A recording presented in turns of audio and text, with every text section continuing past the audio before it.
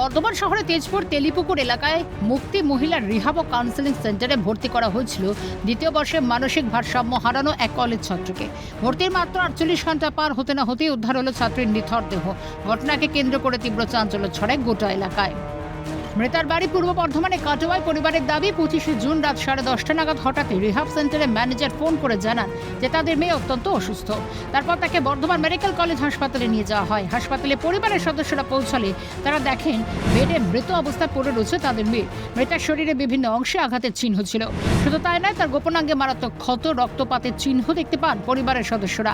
তাদের স্পষ্ট অভিযোগ, চিকিৎসার নামে রিহাব সেন্টারের ভিতরেই তরুণীকে নৃশংসভাবে ধর্ষণ, এরপর প্রমাণ লোপাট করতে খুন করা হয়েছে। আমরা 23শে জুন মেয়েকে অ্যাডমিশন করিয়ে এলাম। 25শে জুন আমরা সন্ধেবেলায় অ্যাডমিশন করেছি। 25শে জুন তার মধ্যে আমাদেরকে মেয়ের সঙ্গে কোনো কথা বলানো কিচ্ছু করেনি। 25 তারিখে যখন আমরা রাত 10:30টার সময় ওই কালপিট সায়ন্তন করলে আমার হাজব্যান্ডকে ফোন করে যে আপনার মেয়ে কার্ডিও অ্যারেস্ট হয়েছে, কোনো নার্সিংহোম ভর্তি নিচ্ছে না, আমরা ঘোরাঘুরি করছি। সেই কথা মতো আমরাও গাড়ি নিয়ে বাড়ি থেকে, কাটোয়া আমার বাড়ি, আমি গাড়ি থেকে বাড়ি নিয়ে বেরিয়ে যাই বর্ধমান। গিয়ে আমরা যখন দেখলাম আমার মেয়েকে ইমার্জেন্সিতে ভর্তি তো হয়নি, স্ট্রেচারে পড়ে আছে এবং অনেকক্ষণ আগে আমার মেয়ের মৃত্যু হয়েছে। আমি হাত পায়ে সমস্ত জায়গায় মেয়ের তখন দেখছি আঘাতের চিহ্ন, হাত পা অনেক আগে ঠান্ডা হয়ে গেছে। মানে মৃত্যু কখন হয়েছে, মানে বোধহয় 13 ঘন্টা আগে হয়তো মেয়ের মৃত্যু হয়ে গেছে।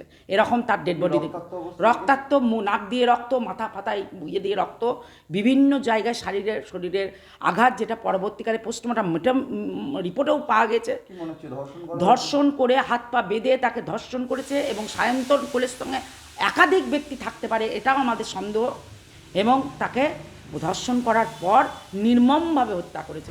26শে জুন বর্ধমান মেডিকেল কলেজ হাসপাতালের মৃতদেহে ময়না তদন্ত হয়। এরপর আইনজীবীদের পরামর্শ নিয়ে 10ই জুলাই বর্ধমান থানায় একটি লিখিত অভিযোগ দায়ের করে মৃতার পরিবার। মামলা রিহাব সেন্টারের ম্যানেজার শান্তন কোলের বিরুদ্ধে ধর্ষণ ও খুনের অভিযোগ আনা হয়েছে। অভিযোগ দায়ের হওয়ার পর থেকে বেপাত্তা ম্যানেজার শান্তন কোলে, মোবাইল ফোনটিও বন্ধ রয়েছে। স্থানীয় সূত্রের দাবি, খাতায় কলমে একটি শুধুমাত্র মহিলাদের রিহাব সেন্টার হলেও সেখানে বিভিন্ন পুরুষদের অবাধ যাতায়াত ছিল। অভিযোগ উঠছে কোনো প্রয়োজনীয় সরকারি নিবন্ধন বা লাইসেন্স ছাড়াই বছরের পর বছর ধরে বেআইনিভাবে চলছিল এই রিহাব সেন্টারটি।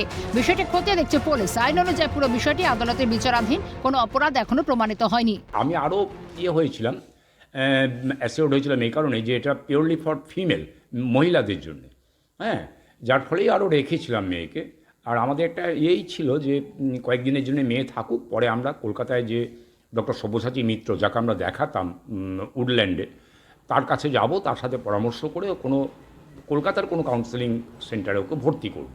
পোস্টমর্টমের রিপোর্টে ওকে সেক্সুয়াল অ্যাসাল্ট বা ধর্ষণের মতো একটা রয়েছে বলে আমাদের মনে হচ্ছে, এবং সেখানে শারীরিকভাবে আঘাত, সর্বাঙ্গে আঘাত, তার প্রমাণ রয়েছে। পরবর্তীকালে আমরা জানতে পারি এটা রেজিস্ট্রেশন ছিল না, কিন্তু যে মেয়েটা আমাদেরকে নিয়ে গিয়েছিল অদিতি, সে বললো এটা নাকি ভালো, এটা রেজিস্ট্রেশন করা। সে আমাদেরকে একটা ডাক্তারের একটা দেখিয়েছিল প্যাড, কিন্তু সেখানে ডাক্তারের কোনো ফোন নাম্বার ছিল না। সংবাদ মাধ্যমের প্রতিনিধির কাছে কেন্দ্রের মহিলা কর্মচারী সমস্ত অভিযোগ অস্বীকার করেন। এরকম এই এলিগেশনটা পুরোপুরি মিথ্যা। আর এমনি আপনারা জানেন যে কোর্টে কেস চলছে, কেস করা হয়েছে, তো যা হবে সেটা তো আপনি জানতেই পারবেন। রবিবার কাটোয়ার বিজেপি বিধায়ক কৃষ্ণ ঘোষ সরাসরি মৃতার পরিবারের সঙ্গে কথা বলেন। এই ঘটনায় দ্রুত নিরপেক্ষ তদন্তের আশ্বাস দেন। পরিবারের পক্ষ থেকে মুখ্যমন্ত্রী শুভেন্দু অধিকারীর কাছে একটি বিশেষ আবেদনপত্র পাঠানোর উদ্যোগ নেওয়া হয়, জানান তিনি। বর্ধমানে বিধায়িকা রাজ্যের মন্ত্রী মৌমিতা বিশ্বাস মিশ্রের সঙ্গে বিষয়টি নিয়ে আলোচনা করবেন বলেও জানান। যে মুক্তি নামে যে সেন্টার ছিল সেটা হচ্ছে অবৈধ। দেখুন, একটা দীর্ঘদিন ধরে একটা জায়গায় র্যাকেট চলছিল, যে গত যে সরকার তারা এর ব্যবস্থা নেয়নি। আর আজকে আমি আপনাকে বলতে পারি যে রাজ্যের মুখ্যমন্ত্রী সম্মানীয় শুভেন্দু অধিকারী, ভারতবর্ষের প্রধানমন্ত্রী নরেন্দ্র মোদী নারীদের সম্মান, নারীদের সুরক্ষা বলছে, নিশ্চিতভাবে থাকুন। আর পশ্চিমবঙ্গে এরকম অবৈধ যেখানে যা চলতে তার পুরোপুরি কঠোর ব্যবস্থা নেবে।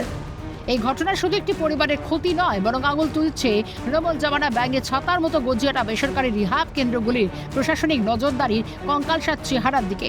এখন দেখার পুলিশ প্রশাসন কতটা দ্রুত পলাতক অভিযুক্তকে গ্রেফতার করে, নির্যাতিতার পরিবারকে ন্যায় বিচার পাইয়ে দেয়। কাটোয়া থেকে অরূপ সেনগুপ্তের রিপোর্ট, ক্যালকাটা নিউজ।